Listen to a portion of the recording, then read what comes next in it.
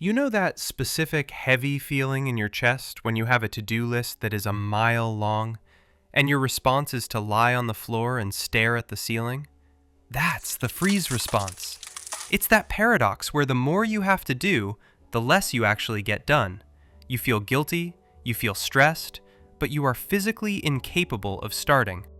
If you've ever lost an entire day to that paralysis, where you're overwhelmed, anxious, and doing absolutely nothing to fix it, this video is for you.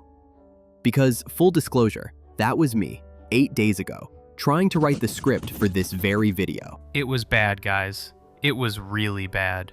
So let's pull back the curtain a bit. We're sitting here recording this, sounding calm, but getting the words on the page for this one was a journey. It was a nightmare. I hit a wall harder than I have in a long time. And for the audience, explain why. Because on paper, you know this stuff. You're the mindset guy. Why did this specific script break your brain? Honestly, it was the pressure. The last few videos we dropped have done relatively well. We're a small channel looking to get our big break. The views are up, subscribers are slowly increasing, and it feels like we might be getting a little bit of traction. But suddenly, the bar felt impossibly high. I wasn't just writing a script. I was trying to write a better script. Ah, the success trap. Exactly. Suddenly, writing felt like something happening to me, rather than something I was choosing to do. It felt like a massive, passive challenge. Let's pause on that term, because that's straight from the research we looked at. A passive challenge is a difficulty you didn't choose, right? Right. It's when life throws stuff at you. Deadlines, expectations, bills. And the rule is, when your passive challenges outweigh your active challenges, the things you choose to tackle, you feel overwhelmed. You feel out of control. So because you felt like you had to deliver a masterpiece, your brain categorized the script as a threat. 100%. And my brain did what brains do when they feel threatened. It tried to find control somewhere else. And this is where it gets funny. Because when I get overwhelmed, I usually end up scrolling TikTok for 4 hours or eating toast over the sink. But you went full J. I did. I couldn't face the script. So, I decided it was the perfect time to audit our VAT receipts. He did his taxes, everyone. He was stressed, so he did math. Look, it felt productive. I was sitting there, categorizing expenses, telling myself I was working. But really, I was just doing a task I knew I could control. I was engaging in a safety behavior to avoid the scary thing. It's productive procrastination. It tricks you because you're not technically being lazy. You're doing something useful, just not the thing that actually matters. Exactly. I was vibrating with anxiety. So how did I break the loop? This is the good part. Well, I had to use the research we found. The first step was realizing that I didn't need to conquer the feeling of overwhelm. I needed to unplug it. And how do you unplug it? Paradoxically, by taking on more challenge, but a different kind. I needed an active challenge. This is the behavioral activation stuff, right? Yes. The principle is, if you can exert control over one small area, the feeling of overwhelm drops. So you stopped doing the taxes? I stopped the taxes. I stood up, walked away from the computer, and I did the dishes in the studio kitchen. Groundbreaking. I know how it sounds.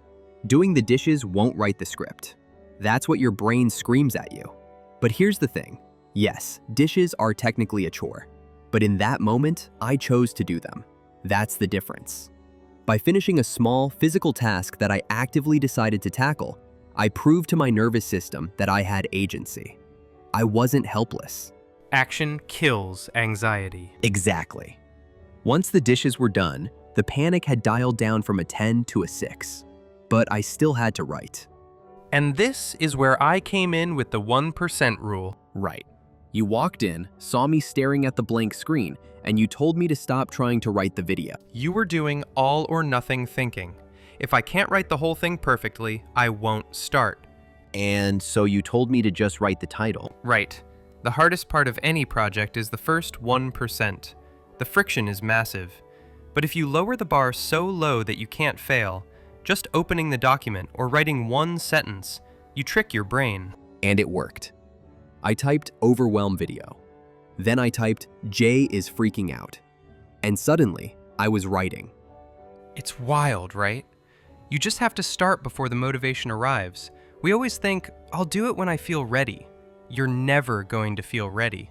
You have to do the thing to get the feeling. So if you're watching this and you're stuck, here's what actually worked for me. And honestly, what Alex does too when he's spiraling.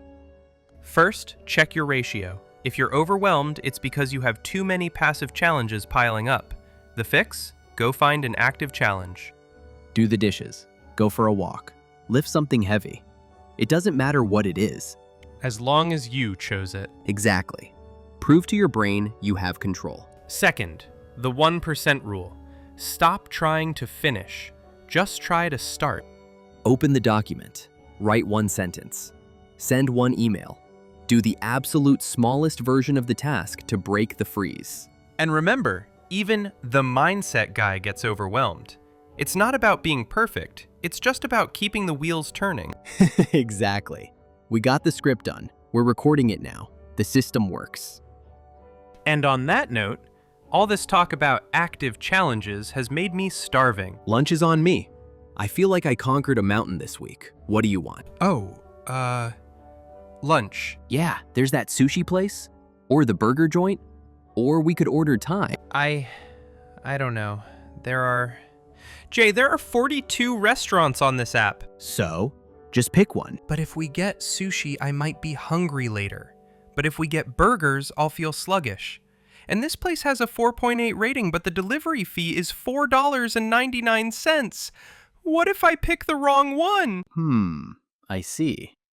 Well, as it's such an overwhelmingly profound decision, here's a cookie. That's your 1%. Very funny, Jay.